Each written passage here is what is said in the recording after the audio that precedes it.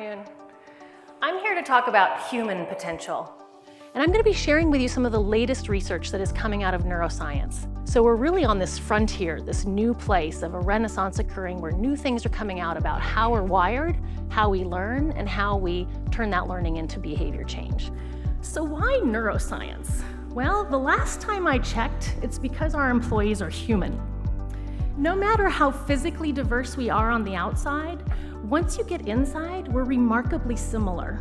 It affects how we learn new skills, how we work in teams, how we respond to feedback, how we move through change, how we lead and manage other people, how we approach conflict, how we take risks. Britt is an internationally recognized thought leader. She's a published author on a range of critical topics, including leadership, change, innovation, employee engagement, potential, mindfulness, and teams, to name a few.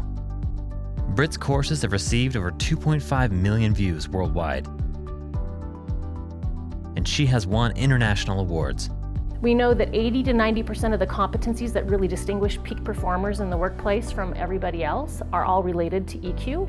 If you don't have emotionally intelligent leaders, there's no way you can build an engaging workplace. Engagement is the new darling of the business world because all the studies are showing that it drives all the things that matter in business. Customer satisfaction, productivity of your people, retention of your top talent, all kinds of good things happen when you've got an engaged workforce. Britt is amazing at creating the aha moment.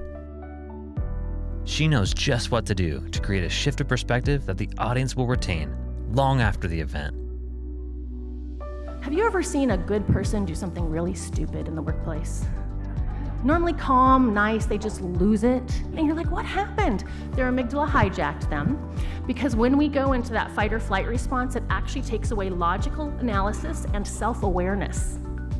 So a lot of our employee relation issues are related to the amygdala. Harassment is amygdala, bullying in the workplace is amygdala, micromanagement, oftentimes amygdala. Dr. Andreatta has consulted with Fortune 500 and 100 corporations, as well as academic institutions, government agencies, and nonprofit organizations. We're biologically built and psychologically driven to do three things: to survive, to belong, to be part of a meaningful community, and to become, to grow into our best selves. We all have wounds around belonging. Our childhoods were filled with times of rejection and exclusion, and this can be playing out in your adult life. In my work, I see this all the time. Then they had someone who's never meditate once for 10 minutes. Permanent change to the brain. Permanent. As I started reading his research, and I'm a pretty tightly wound person, my reaction was like, oh, I gotta meditate. Like, the data is so compelling that if you're totally against the idea of mindfulness, you will realize you need to. If you introduce mindfulness into the workplace, you will see a change in your employees, your health costs will change, and you'll start to see some better behavior, less harassment, less micromanaging, all kinds of good stuff.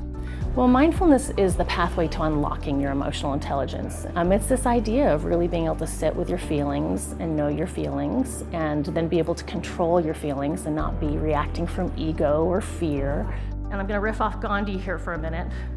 Design the habits you wish to see in your org.